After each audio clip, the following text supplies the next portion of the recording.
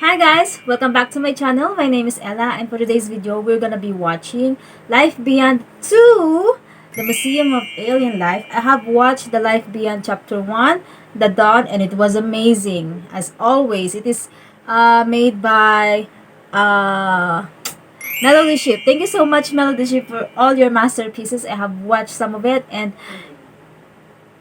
I have my mind have been blown, and I know this video is going to blow my mind again. And yeah, I'm pretty much excited.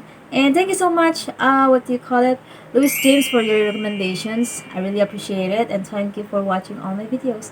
I hope you like this one. So yeah, with no further ado, let's get started.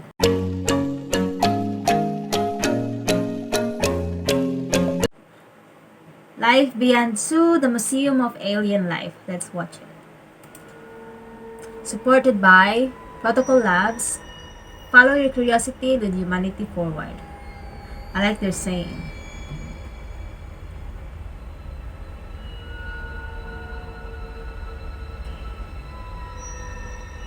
Oh my god, the sound.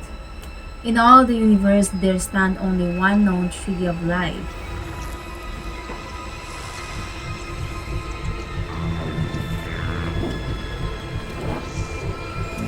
Does it stand alone? I don't know. Or is it part of a vast cosmic wilderness?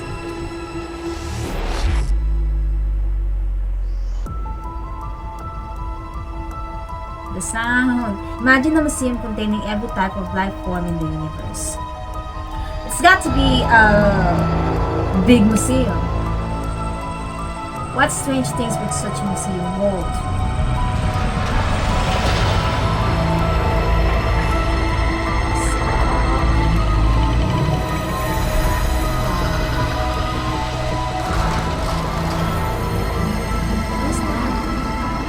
What is possible under the law of nature?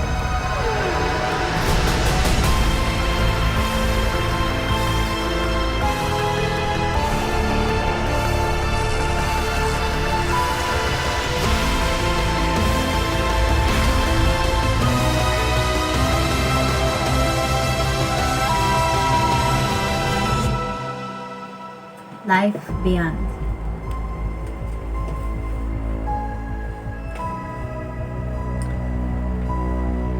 Chapter 2, the Museum of Alien Life.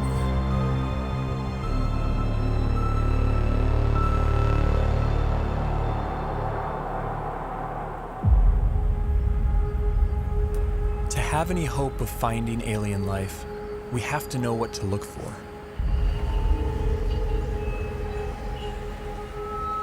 But where do we begin?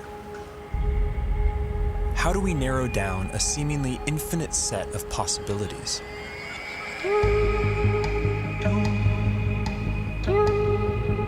Wow. What There's is one that? thing we know for sure. Nature will have to play by her own rules.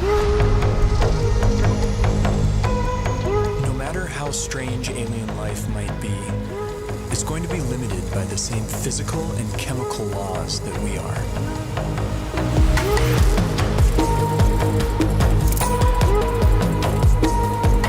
On top of this, each alien environment will further limit what kinds of life forms can evolve there. Yeah, it has to have the ingredient of life.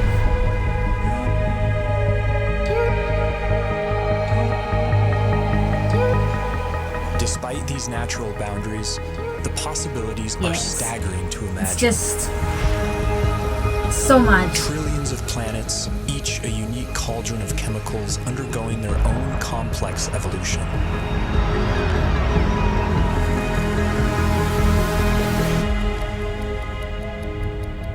To guide our thinking, this Museum of Alien Life will be divided into two exhibits. Life as we know it, home to beings with biochemistries like ours, and life as we don't know it, home to beings that challenge our concept of life itself. Oh my god, that looks weird. Before we venture too far into the unknown, we have to ask ourselves, what if alien life is more like us? What if we are the alien?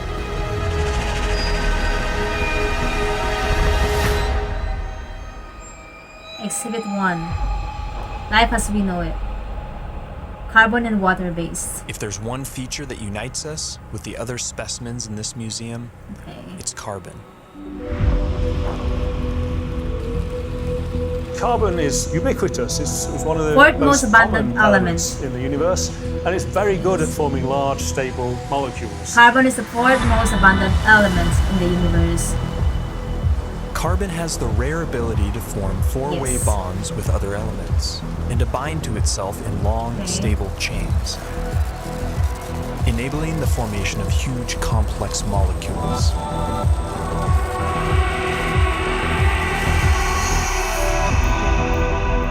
This versatility makes carbon the centerpiece in the molecular machinery of life. And the same carbon compounds that we use have been found far from Earth, clinging to meteorites, glycine, and floating in far-off clouds of cosmic dust. The building blocks of life, drifting like snow through the universe.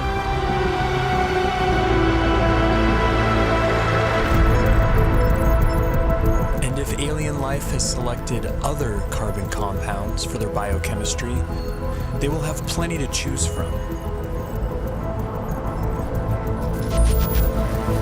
Scientists recently identified over 1 million possible alternatives to DNA, all carbon-based. Million alternatives. Wow. That's a lot. If we ever discover other carbon-based life forms, we would be fundamentally related. They would be our cosmic brethren. But would they look anything like us? If they hail from Earth-like planets, we could share even more in common than just our biochemistry. What would life be like on other planets if it has evolved? Would it be like the world today here on Earth? Or would it be completely different? There are those who argue that from the argument of convergent evolution, if conditions on other planets are similar to here, then we would see very similar life forms. Animal and plant-like organisms that look very familiar.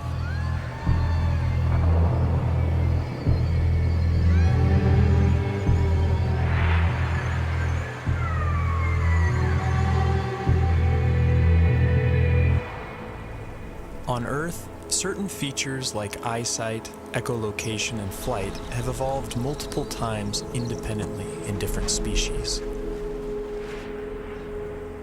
This process of convergent evolution could extend to alien planets like Earth, where creatures face similar environmental pressures. It's no guarantee, but there could be certain universalities of life. Wow. The greatest hits of evolution That's different across the size, universe. a different form of eyes. It's scary. I think that one in the middle, in the center, is like an eye of alligator. Each feature would be attuned to its local environment. Dimly lit planets would produce huge eyes to suck in extra light, like nocturnal mammals. It's scary. Some people have gone so far as to say that human-type organisms, humanoids, will occur on other planets.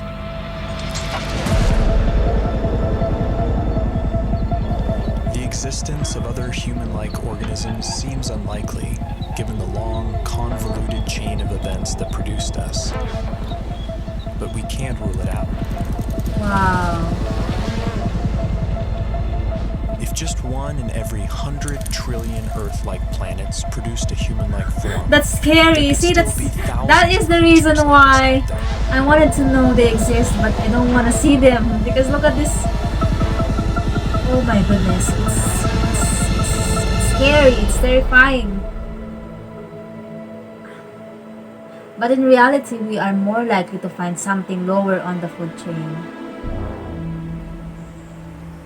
Oh plants. evolution is also rampant in plant life. Yeah. And C4 photosynthesis has arisen independently over 40 times. Would alien plants look like ours or something else entirely?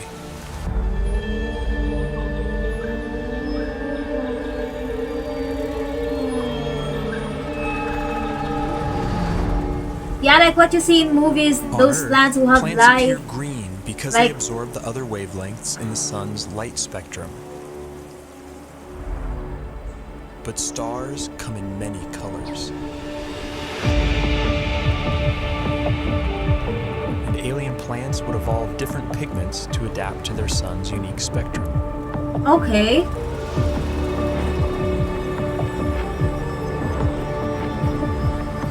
Plants feeding off hotter stars could appear redder by absorbing their energy-rich bluer light. Okay. So why is ours is green? Mostly Around green. dim red dwarf stars, vegetation could appear black, adapted to absorb all visible wavelengths of light. Okay.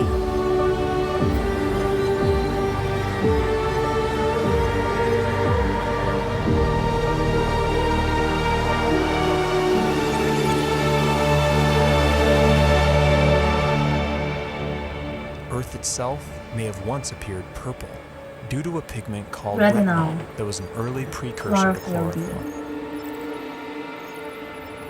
Some think that retinol's molecular simplicity could make it a more universal pigment. Wow. But I think it's better blue. If so, we may find that purple is life's favorite color. Okay. Purple is my favorite color.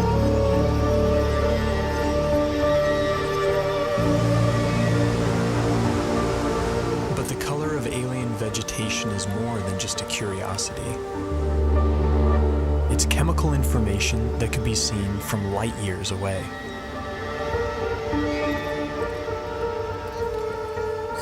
Earth plants leave a signature bump in the light reflected off our planet. Finding a similar signal from another world could point the way to alien vegetation. Oh. Perhaps this will be our first glimpse at alien life, a Oh. vibrant hue cast by a distant world. Okay. So they can know it by the waves. They can.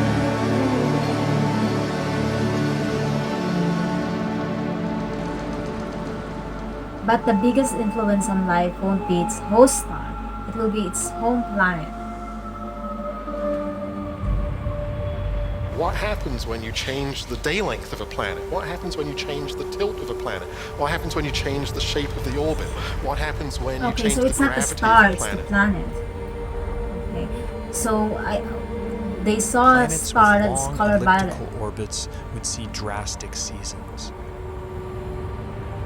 There could be worlds that appear dead for thousands of years, Yes. then suddenly spring to life.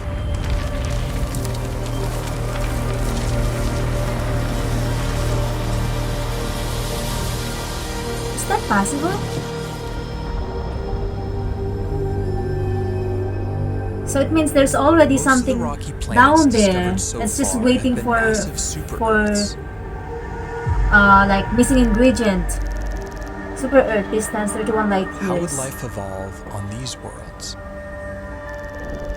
53 degrees In the Celsius. Oh my god, seas, it's hot. gravity may not matter much at all.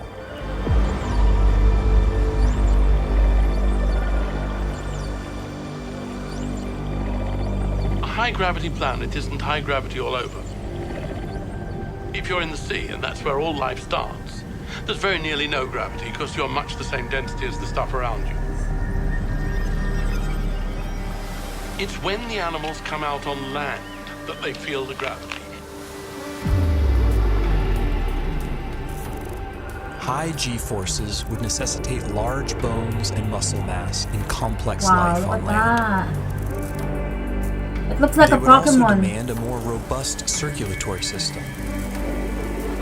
And plant life could be stunted by the energy cost of carrying nutrients under stronger gravity.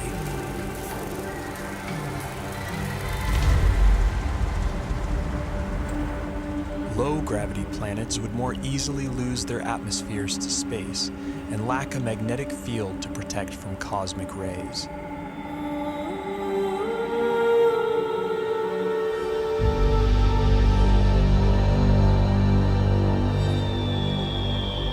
But smaller worlds could be home to secret oases.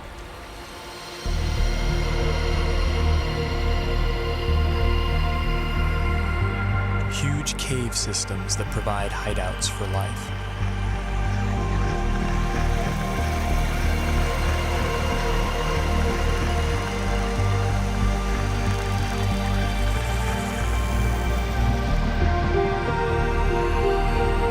With steadier temperature and protection from cosmic rays, life could thrive underground on planets with deadly surfaces. Okay.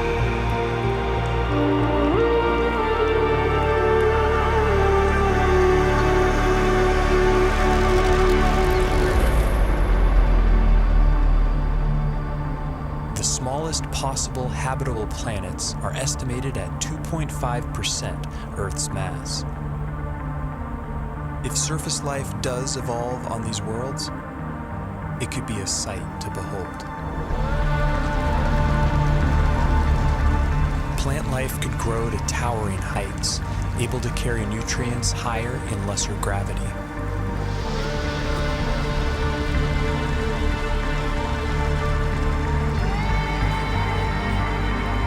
Without the need for bulky skeletons and muscle mass, animals could have body types that boggle the mind. Oh, that's the reason why I don't want to see them. Oh my gosh. Despite our eager imaginations, large complex life forms are probably a cosmic rarity. Here on Earth, it took 3 billion years for evolution to produce complex plant and animal life. Simpler organisms are hardier, more adaptable, and more widespread. The largest collection in the Museum of Alien Life would likely be the Hall of Microbes. Oh yeah.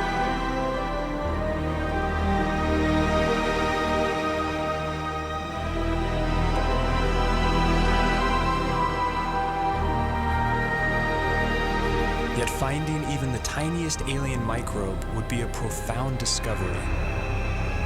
Wow.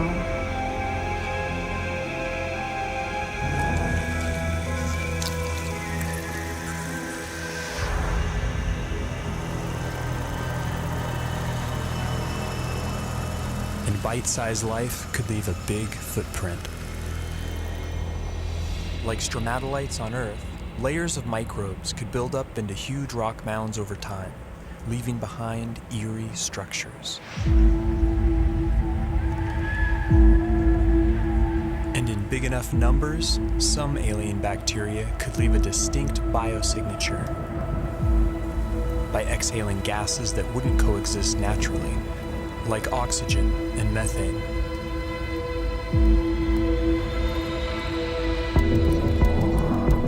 There's ways to make oxygen without life, there's ways to make methane without life, but to have them in the atmosphere together is almost impossible unless you've got biology making those gases at the surface. And it would have an imprint on the planet's spectrum of colors. Okay. Next-generation space telescopes could find a signal like this on a world not far from home. The closest Not far, really. star with an Earth-like exoplanet in the habitable zone is probably only 20 light years away and can be seen with the naked eye. Only 20 light years away. But there may be an even easier target to aim for than tiny Earth-like planets. The brown dwarfs, too small to be stars, too big to be planets.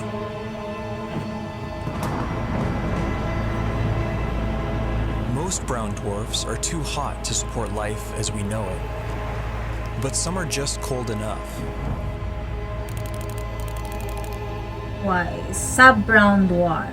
7 light years. Temperature -50 to -13 degrees Celsius. All the prime elements for life have been detected inside their atmospheres. And within these clouds, some layers would provide ideal temperatures and pressures for habitability.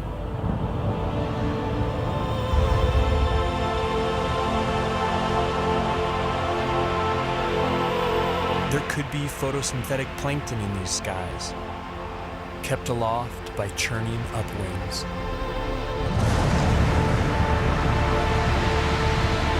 And with enough force, these upwinds could even support larger, more complex life.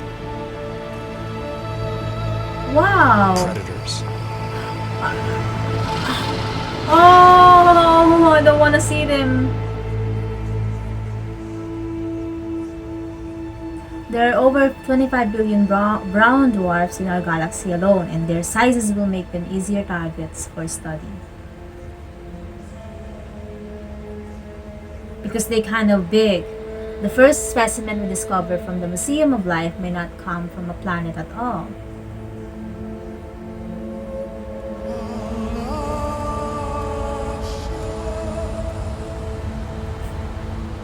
This raises a crucial question. What if we've been looking in all the wrong places? What if nature has other ideas?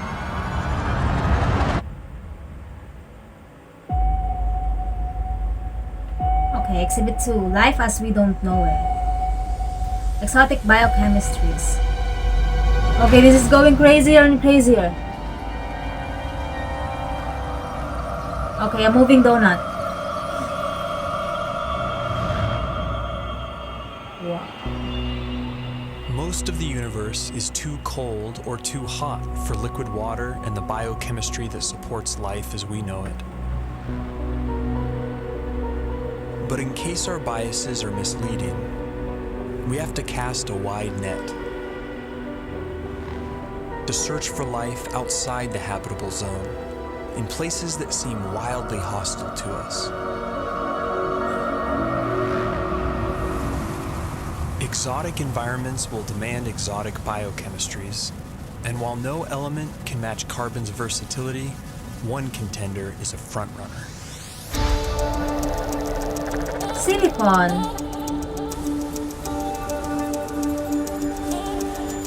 At first glance, silicon seems similar to carbon. It forms the same four-way bonds and is also abundant in the universe. But a closer look reveals that these two elements are false twins. False twins, okay, they're not. Silicon bonds are weaker and less prone to forming large, complex molecules. Despite this, they can withstand a wider range of temperatures, opening up intriguing possibilities. Life based on the silicon atom instead of carbon would be more resistant to the extreme cold, providing a whole new range of weird forms. But silicon has a problem. In the presence of oxygen, it binds into solid rock. Okay. To avoid turning to stone, silicon beings might be confined to oxygen-free environments, like Saturn's frigid moon, Titan. Its vast lakes of liquid methane and ethane could be an ideal medium for silicon-based life or other radical biochemistries.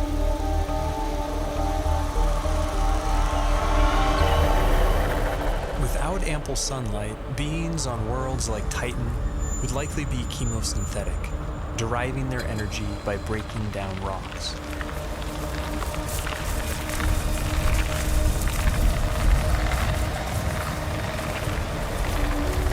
So it's gonna break? Oh. I thought it's gonna break. Such Such life forms could have ultra-slow metabolisms and life cycles measured in millions of years. Wow. What is that?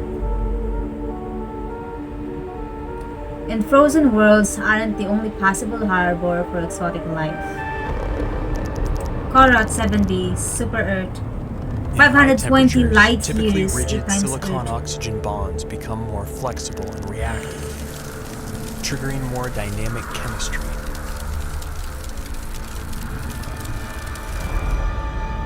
This has led to a truly bizarre proposal: silicon-based life forms that live inside molten silicate rock.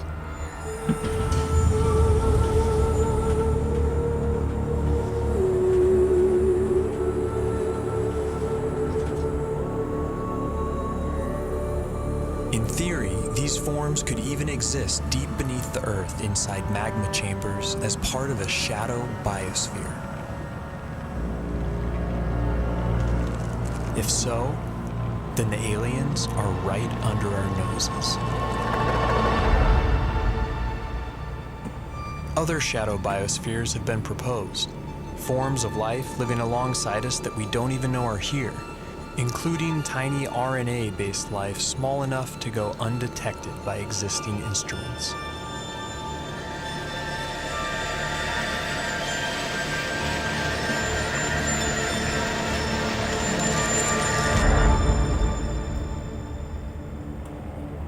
Clouds of dust in empty space might seem like the last place you'd expect to find anything living. But when cosmic dust makes contact with plasma, a type of ionized gas, something strange happens. In simulated conditions, dust particles have been seen spontaneously self-organizing into helical structures that resemble DNA. Oh! These plasma crystals even begin to exhibit lifelike behavior, replicating, evolving into more stable forms, and passing on information.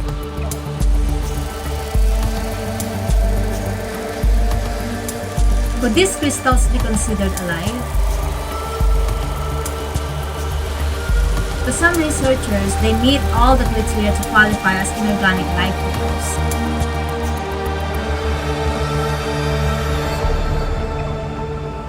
So far, we have only ever seen them in computer simulations. But some speculate we could find them among the ice particles in the rings of Uranus.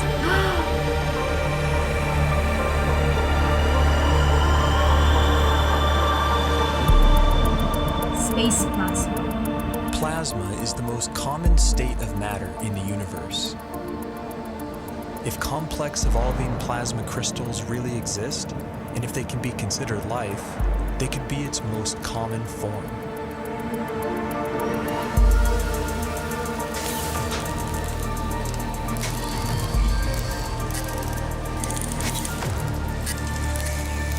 Or perhaps life is lurking in the polar opposite environment inside the hearts of dead stars.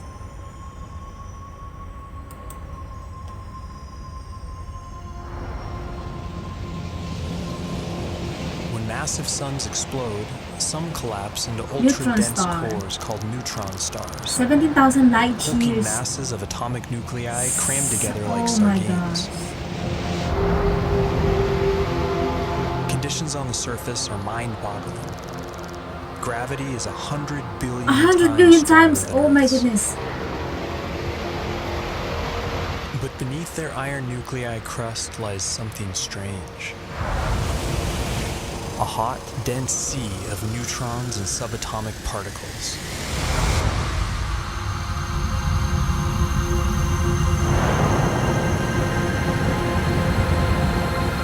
Stripped of their electron shells, these nuclei would obey entirely different laws of chemistry, based not on the electromagnetic force, but the strong nuclear force which binds nuclei together. In theory, these particles could link up to form larger macronuclei, which could then combine into even bigger supernuclei.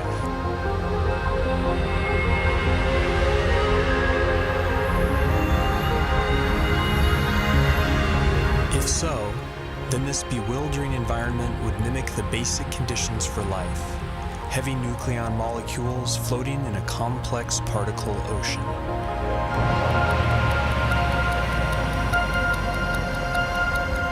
Some scientists have proposed the unimaginable: exotic life forms drifting through the strange particle sea, living, evolving, and dying on incomprehensibly fast timescales.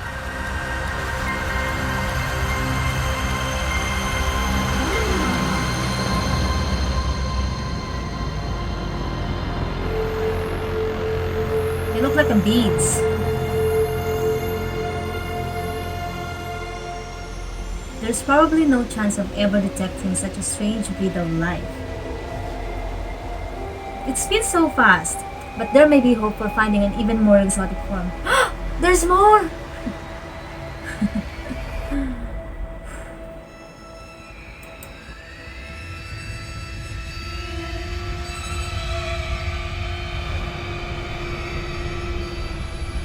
Life is not something that has to evolve naturally. It can be designed. It can be designed, so we can make it. We can design it. We can design the life.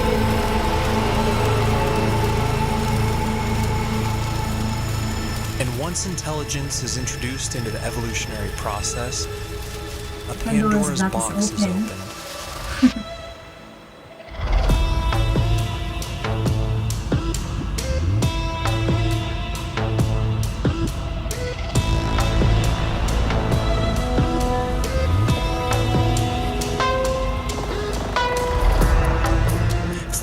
Typical biological limitations, synthetic and well, we're already doing that, could be the robots. most successful of all.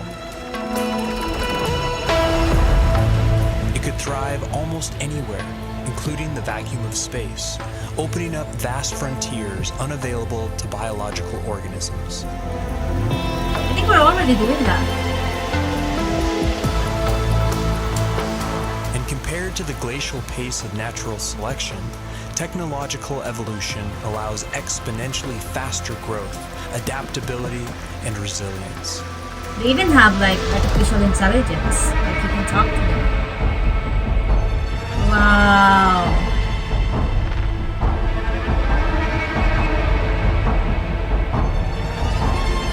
By some estimates, autonomous self-replicating machines could colonize an entire galaxy in as little as 1 million years.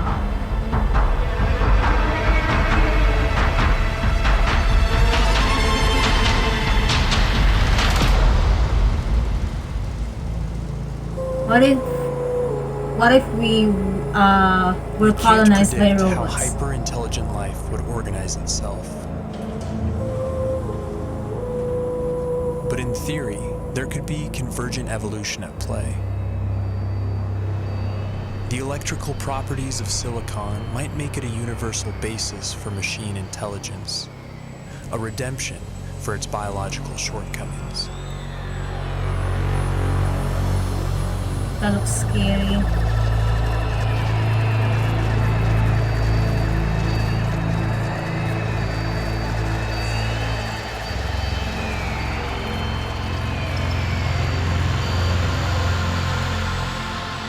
With all its potential advantages, machine life may even be an universal endpoint, the apex of the evolutionary process.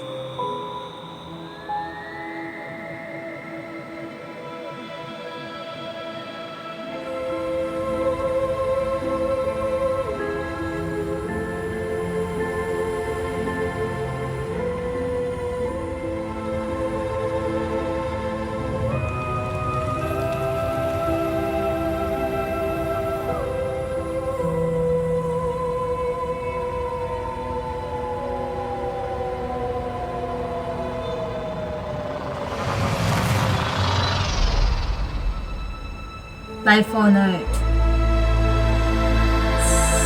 18, 19 billion years. As the universe ages, perhaps machine intelligence will come to dominate, and naturally occurring biological life will be viewed as a quaint starting point.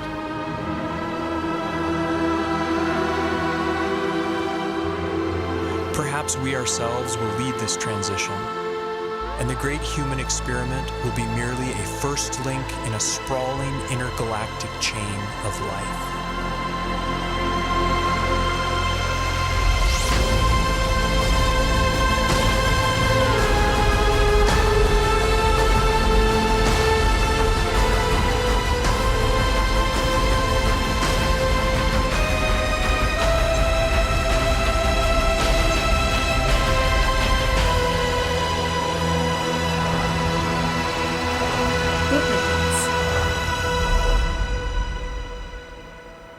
In the end, we are still the only beings we know of in the Museum of Alien Life. Yes. To truly know ourselves, we will have to know, are we the only ones?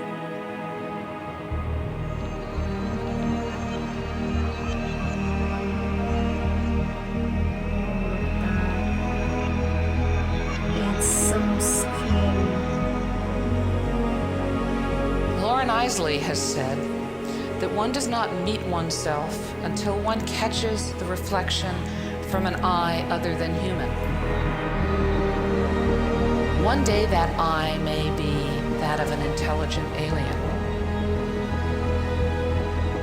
And the sooner we eschew our narrow view of evolution, the sooner we can truly explore our ultimate origins and destinations. We have seen what could be out there, and we know how we might find it. There's only one thing left to do. What is it?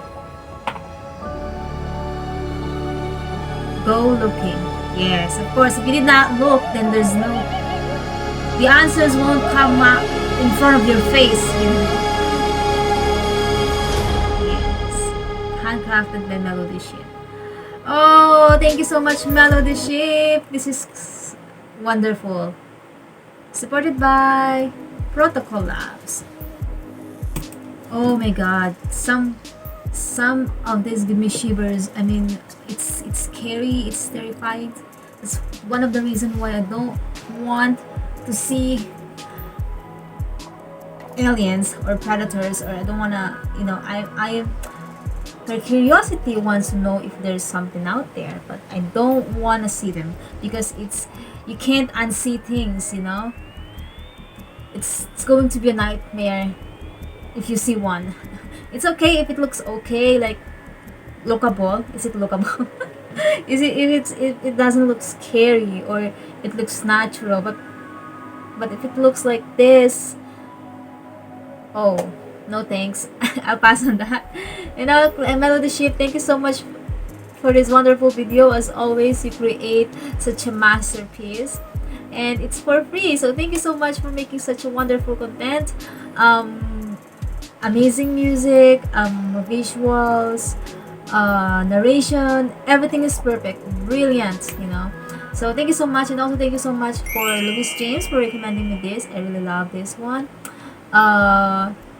Yeah, it gives a lot of question, and of course the only thing we can find out what's the answer, it's the answer will not show up in front of your face, so you have to go out there and search for it and look for the answer and study, you know. So yeah, go looking. That's it. I hope you like this video, guys. Please don't forget to subscribe, like, and share, and give me some recommendations down below for what you want me to do next and for future videos. And also, please subscribe to Melody Ship, because that's the only thing I could pay him for making such wonderful content. And yeah, thank you guys for watching, and see you guys on the next one. Hi guys, don't forget to check my webpage. I do photo restoration, colorization, repair. So I'm just going to bring life to your old photos and make it look like a new one in a very affordable price. Check that out.